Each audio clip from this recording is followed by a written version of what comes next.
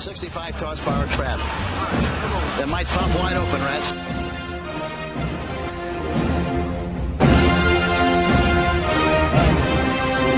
Kansas City Chiefs absolutely phenomenal.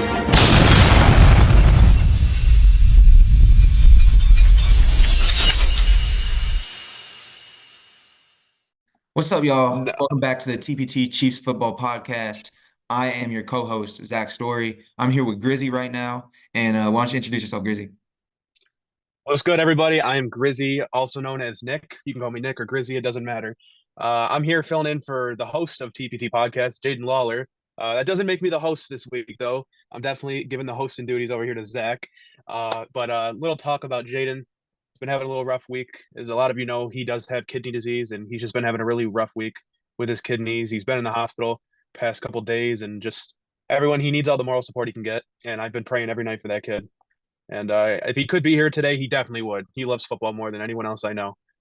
But the show must go on. Jayden, we love you, man. Yeah. And get better soon, please. Yep, thoughts and prayers to Jayden. And one thing that Jayden would love to see, though, over the next few days is a Chiefs W in Buffalo in that divisional round. And so that's what we're going to be talking about today.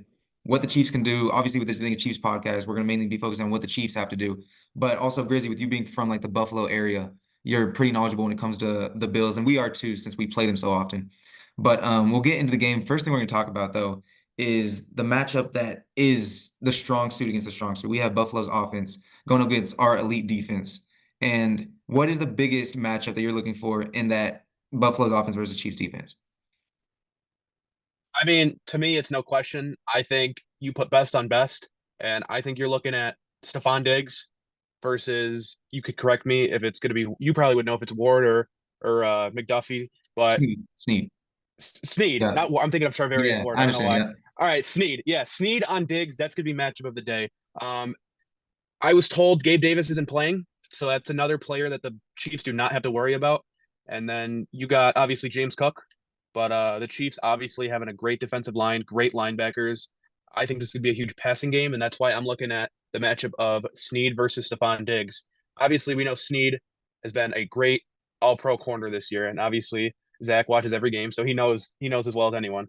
Yeah, he's the man. And I've been a McDuffie guy all year just because McDuffie is so, I mean, Snead started off so versatile when he was like a rookie. He would be sent on blitzes. He was a ball hawk as a rookie, something he's kind of grown into more of a coverage guy, less of like a big play ball hawk type of guy. But over the past few weeks, Snead has started to get media attention that a KC corner has honestly never gotten. Okay. Because he's consistently just clamping up elite receivers, AJ Brown, Tyreek Hill, Jamar Chase. And it's getting to like Darrelle Revis, but a lot more penalties. That's basically what it's getting to at this point, because these are guys that go off for 100, average 100 yards a game, get a touchdown a game, and they're doing absolutely nothing when they're lined up against Snead. And so I'm glad you brought that up, because that is a matchup that Snead normally wins. Like Diggs against us in the past hasn't done much, despite Buffalo having success against us in the regular season and in the postseason on offense. At least they've had success. And so really, like you said, it's Gabe Davis being out is huge, because even though he isn't always the most consistent player, against the Chiefs, he just gives us the work. Like he gives us the absolute work. He's our number one enemy on that Buffalo Bills team, because Snead has been so good at containing Stephon Diggs. What do you think about like the running tandem with Josh Allen and then James Cook? Because they finally this year been able to develop a run game that is in that above average tier of the league, which makes them so much more dynamic on offense when they used to just be a passing offense. It definitely makes Buffalo more of a threat, to be honest.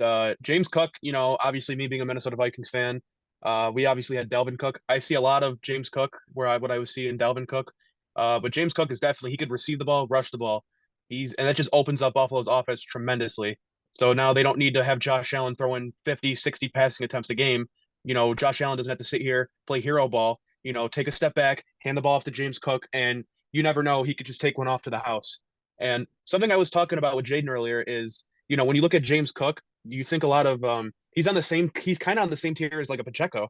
So I think Pacheco and James Cook kind of go hand in hand. But I think Pacheco's kind of got the edge on him, because Cook, I think was he a year 2 player? I think.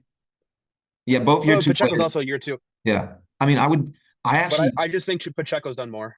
Yeah, Pacheco's definitely done more in his young career, but I mean, Cook is dynamic. Like coming out of college, one of his main praises was how good he is catching the ball as like a third down type of back, where he can He can make a linebacker miss and then get into the open field. He's super dynamic and fast. And so honestly, like watching James Cook this year has been pretty cool because he just took a next step that he didn't have last year. And like that's one thing the Buffalo's missed this entire time, this entire Josh Allen era. They haven't had a dynamic running back. They've had Singletary, they've had Zach Moss. Like those guys are doing good on their new teams, but in Buffalo, maybe it was the scheme, but they just didn't do anything. They were like bottom 5 rushing attack most years out of their running backs. And so that is something that is scary because in that first matchup against Buffalo, Cook tore us up, especially in that first half. He had, I think, 100 total yards by halftime. And so we're definitely going to have to watch out for that. We're a lot more healthy on defense than we were when we played them the first time. I mean, Bolton, I believe, played in that game, but it was his first game back after breaking his wrist. And then I believe DeTrent will get a concussion in that game. So a lot more healthy with our linebackers than we were there. And obviously our defense is playing out of their mind. So who do you give the edge to on that? Like if we say Buffalo is averaging, what are they averaging? Like 26, 27 points per game. Do you say, obviously they're probably gonna go lower than that going against elite defense, but who do you give the edge to with Chiefs offense versus Buffalo defense? Or the other way around? So you're saying the Buffalo's offense Yeah. versus Chiefs defense? Yeah. Man, and like you said, I think people aren't realizing having Gabe Davis out is just more than people are thinking it is. Like I get they have Shakir, they have this Hard. I don't even know if Hardy, but they have Hardy, Shakir. You know, Hardy's obviously more of a return man, but obviously Buffalo still has Diggs, Kincaid, Knox, and it's tough. It's a good offense going against a good defense. I will not discourage that, but man, just the way this Chiefs defense has really come together and ended the season, man.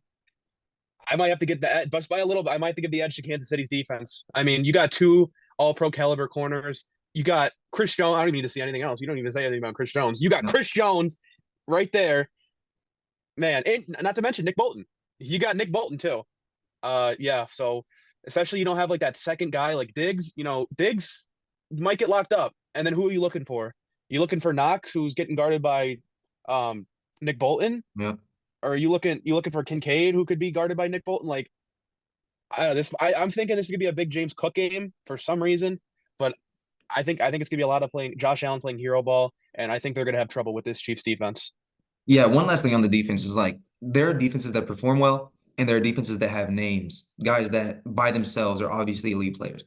And throughout the year, the Chiefs defense has become both. Like the numbers are there, second in scoring defense, top 5 in yards per game, number 2 in sacks, not even forcing many turnovers, but getting to the point where like we should be forcing more forced fumbles if the ball starts bouncing our way. And we have the stars. We have, like you said, Chris Jones, Snead, McDuffie, Bolton. We have like middle tier guys that are still really solid players like Justin Reed, Drew Tranquill, George Karlaftis, Willie Gay. It's a deep defense. It has names. It produces. So that's why I have no doubts going into these last, hopefully, few games.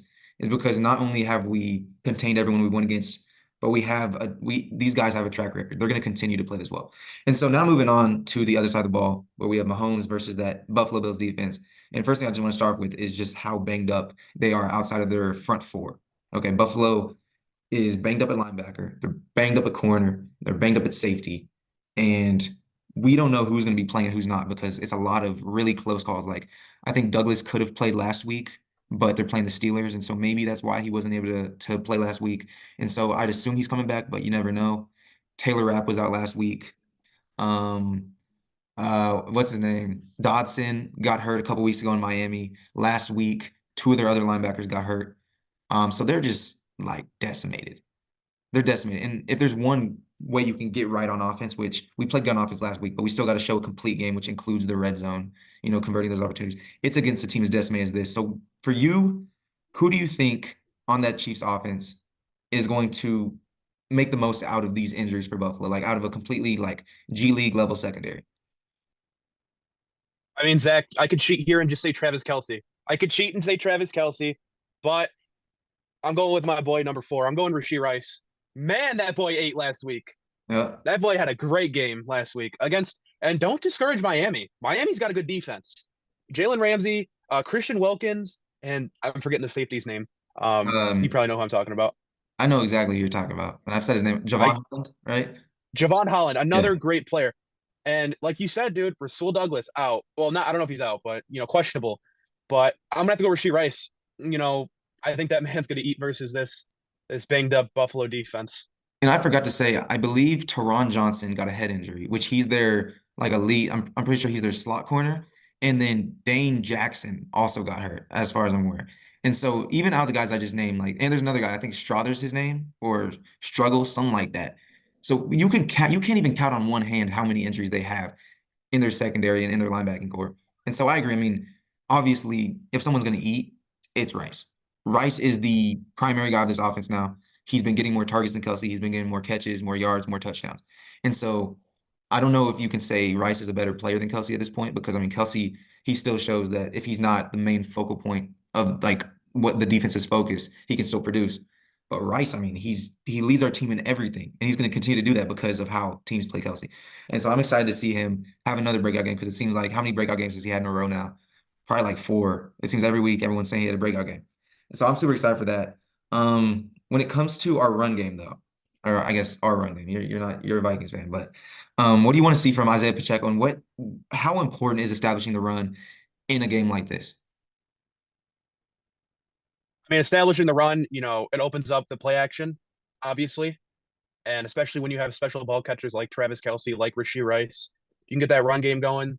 Pacheco, he's another one. Like I said, we're all talking about James Cook, but don't forget Pacheco. He could just pop off for 150 yards one week, and no one would be surprised. But I will say, I want to give a little shout out. Ed Oliver is having a great year. He's definitely been, like the one piece really Buffalo has on that defense right now that's, really just been healthy.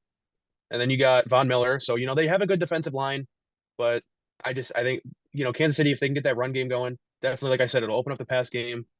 And I think it'll just help them play it at their pace, I feel like. Yeah, and I mean, even apart from the injuries that have happened last 2 weeks, like you said, like they lost Milano early in the year. They lost Daquan Jones early in the year. They lost Trey White earlier in the year. It's they're playing with guys that at the beginning of the season, probably some of them weren't even on rosters, now they're starting. But they're still playing good defense. I mean, McDermott has at least proven that he can run a competent defense regardless of who's out there. He might not be the best situationally, but over the course of a season, in game to game, he runs a pretty elite defense, and that's mostly scheme, because they don't have the guys out there right now, and they're still playing good defense. I mean, Rudolph did kind of give them the work in the middle of that game last week, and so hopefully Mahomes can do the same. But they held their own. You know what I'm saying? They've held their own all season despite having no one. And so big props to the Bills. That's about all the props I'll give the Bills in the next week. But all right, Grizzly. So I mean, you talked about Rashee Rice and how he's been breaking out week after week, and he just seems to be the point of this offense. But on Buffalo, when it comes to offense, who is their X factor if they want to come out of this game successful? Without just saying Josh Allen, because I feel like it's a little cheating. It'd be no different than saying Patrick Mahomes. I'd say, like I said, Diggs, could have a rough day. I think it's James Cook. Because like I said earlier, he can't just, not can't, but he can't just run the ball. He could catch it too. You can find him out of the backfield. You could send him on routes. He's been a good receiving back. Other than that drop pass touchdown he had against Miami. Other than that, he's been a really good receiving back this year. So I think James Cook's going to definitely be an X factor of this game. But if you want to just do a group of people, let's do the wide receivers outside of Stephon Diggs. That could be a secret X factor of this game. Yeah, I agree, because like at least from what we've seen with Snead, like one of them is gonna have to pop off, because there's no way Diggs goes off for 120, 130 so that he can carry that load. Like the way things are going, he might be held to 50, 60, maybe even less. And so someone's got to get those passing yards. And I like the James Cook answer, because James Cook can catch the ball and just do whatever he wants with it. He's very elusive. He's a strong runner. So I do like that answer. Hey, I had to switch spots because there's a swag overload in my old spot. So I had to switch spots just to reset the swagometer. So I'm here, Grizzy, of course, again. So Grizzy, with you being from Buffalo, who are your two biggest X factors for Buffalo? One on offense, one on defense. This bro is capping his ass off. But yeah, I got obviously, I've been talking about him all day. I got James Cook as my offensive X factor. Like I said, he doesn't just run, he could catch too. I mean, if he was Christian McCaffrey, he'd be able to pass the ball too, but everyone can't be Christian McCaffrey. But yeah, he runs and Andy receives. Pause. This man, James Cook, man, he needs to have a good game. He needs to have don't make that fucking face at don't make that face at me, bro. Well, luckily that face is not gonna be on the pod, but you are. So continue. My bad. James Cook, he needs to have a good game for this Bills to have a shot. Like I was saying earlier, Stephon Diggs probably gonna get locked up by Snead. And then what I was saying is earlier, before the technical difficulties happened, about the swago meter, some whatever. Swagometer, bro. Swagometer. What are you talking about, bro? Whatever. All right. Like I said, James Cook or the receivers outside of Stephon Diggs, I feel like they could be a huge X factor, a sneaky X factor in this game. And if you want to throw it over to the defensive side of things, I gotta say Ed Oliver, because I know I'm the Buffalo guy, but dude, I can't name one guy on that defense right now other than Ed Oliver and Von Miller. Like, I'm not even trying to be like mean, but I'm being genuine. I guess you could say Rasul Douglas if he plays, but I'm just gonna say Ed Oliver. You gotta have Ed Oliver fill up. Pause. You gotta have Ed Oliver man your defense. You need to have him pretty much be the man of your defense. He's got to stop. He can stop the run, put the pressure on Mahomes, even though it's pretty hard to pressure Mahomes. Probably like top one. And especially in pressure situations. He's not a Lamar Jackson where he doesn't run all the game, but he does. He has those wheels. He can get out of the pocket. But obviously, Ed Oliver's got to get his pressure on Mahomes, and that could also lead to Von Miller getting a lot of action. But yeah. With that being said, Zach, I guess I'll throw the question back to you. I mean, you're obviously the Kansas City guy. Who do you got for X factors on your O&D? I mean, for me, you already talked about him, but it's Rashee Rice, and we've talked plenty about him all year. Jayden actually predicted that he would get 1,000 yards in the year, and he would have probably if he had sat out that last game. And so, and I said he had no shot. Like I was like, Jayden, you're crazy, but Jayden, hey, he's smart. That's why he's the host and I'm the co-host. So I'm gonna say Rashee Rice because he is the production of this offense. Like he is the guy moving the ball down the field. He is Mahomes' safety blanket now too. And so it's got to be him. It's got to be outside of Mahomes. Obviously, it's got to be him. And I mean, shout out to Pacheco too, because if Pacheco runs the ball well, Buffalo doesn't have much of a chance because our defense is going to do what our defense does. And so if we're running the ball on top of passing, I mean, that's simple. We're going to win the game. And then on defense, I'm going to say it's Nick Bolton. Before I take Chris Jones, but Nick Bolton, if you think about what James Cook means to Buffalo in this game, because of how good our corners are and because of how Gabe Davis might not play, James Cook is going to be so much of their production. And Nick Bolton is going to be, especially in the run game, he's going to be hopefully the one to stop that. I mean, in the passing game, Bolton's not always on the running back. Tranquil guard running backs more often, maybe our safeties. But in that run game, Bolton has to show up like he did against Jalen Hurts and the dudes in Philly. Because, I mean, if they're running the ball against us like they did in that first game, I know they only put up 20 points. But, I mean, James Cook was killing us. And that's probably the main reason outside of Kadarius Toney that we didn't win that game. And so my two are Rashee Rice and Nick Bolton, same as lots of weeks, because they're two of our win conditions. I mean, they're two guys that obviously we know Mahomes is going to play well. We know Chris Jones is going to play well. If those two guys play well, it completely changes. Because if Nick Bolton plays well, we have a good run defense. If Rashee Rice plays well, we have a dominant wide receiver, a guy that just gets yards like crazy. So those are my two guys. And now just to end the pod, Grizzy, we got to do final score predictions. And so I'm gonna start. Actually, if I could just, there's just one thing I wanted to ask you before we hop into the final. Yeah, what's that? That's just because me and Jayden were on live earlier. I wanted to get your thoughts on this. A lot of people in that live, all the Bills fans were commenting, and you didn't talk about this, and I wanted to get your opinion. Mahomes never played in a away playoff game, and the Bills fans are saying it's going to be a big difference in this game just because they're playing in Buffalo. They're basically saying this home field advantage is going to help them out. So I just want to know what you want. I just want to get your comment on that. I mean, we'll see, but the only evidence or things to support one way or the other we have is his road record in regular season games. Since he hasn't played in playoff games. And his road record in regular season games is way better than his road record than his home record. He just lost his first road division game this year after 6 years starting. He consistently throws way more touchdowns, way more yards on the road. And maybe that's because the other offense is playing better. But I mean, like he's more efficient on the road, throws less picks on the road. And so I'm not worried about Mahomes as much as I'm worried about the young guys on offense. Defense travels, we know that. The defense is probably going to still ball out, even if they don't have the loudness to help them. But the offense, I'm looking at guys like Rice, like Pacheco, guys like, Noah Gray, just inexperienced guys that haven't been in a situation that might get like frazzled or whatever the word is. Mahomes, I'm not worried about. All right, now we're gonna get into final score predictions. Grizzy, I need to know. I mean, with you being from Buffalo, give me something good. Like, don't, don't come on this podcast disrespecting us. So let me hear it. All right, 42 Chiefs, Bill 0. No, I'm playing. Okay. I think that it'll be a close game. I'm gonna, I could see Kansas City 20, Buffalo 17, or I could see Kansas City 24, Buffalo 17. I feel like either it'll be like a game like it'll be like one of those games where it's like 35, 31, or it'll literally be 20-17. But if you want mine, I'm just gonna say Kansas City 20, Buffalo 17. Hey, I like that. It ends in a W, so I like that. My score prediction, I'm going to go 26-24. I'm going to go a little higher scoring. I mean, like, we've been going 20-17, 21-17 all year with this team because that's the type of games this team plays. But they're so banged up in the secondary that I would be disappointed if we don't hit up, like, at least higher than 24. And then I do think, Josh Allen is the second best. As far as I'm concerned, he's easily the second best quarterback in the league. You can say whatever about Burrow. Lamar Jackson, that's a more valid point. I think Lamar and Josh Allen are closer. But Josh Allen has showed that he can go head-to-head with Mahomes and, like, play at the same level as him. And so, as far as I'm concerned, he's the second best quarterback in the league. I think they're going to put 24. I think we're going to put 26. And then we're going to go to Baltimore and play the AFC Championship game. Is there other last words you want to add, Grizzy, when it comes to this game? This is probably game of the year candidate. I mean, the way we normally play against them. I mean, first time in the playoffs, obviously you'll be playing in Buffalo instead of Kansas City. Obviously, all you can say is, when it comes down to it, Kansas City's got your number, Buffalo, in the playoffs. We do. And it's time to either put up or shut up. True. I do think, like, last game was so close that I don't even like counting it. You know what I'm saying? It's like they could have easily won that game to where the point, like I said, well, of course we're 2-0 against Buffalo in the playoffs, but it's so close that it's like I don't want to even talk smack against Buffalo. As far as I'm concerned, 0-0, maybe 1-0. And the only game that matters is the next game. And so thanks y'all for watching TPT Chiefs Football Podcast. We'll be back after the game, maybe with a live stream. I mean, hopefully Jayden's feeling better to the point where he can hop on a live stream or he can hop on a podcast.